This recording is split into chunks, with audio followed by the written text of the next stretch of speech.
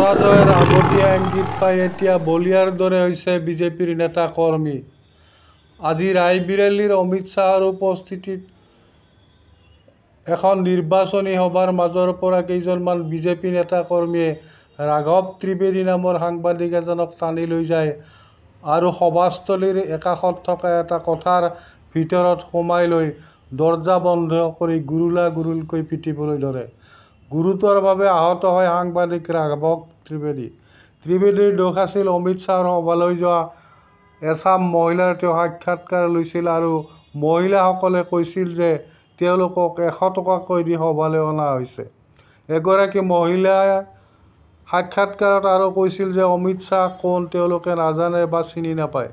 এনেকৈ বিজেপিৰ হাতত সাংবাদিক নিৰ্যাতিত হ'ব ধৰিছে। শেষ গণতন্ত্ৰ ধিক্কাৰ। পূৰ্বতে গৌৰী লংকেশ নামৰ আন এগৰাকী মহিলা সাংবাদিকক বিজেপি কৰ্মীয়ে হত্যা কৰাৰ অভিযোগ উঠিছিল।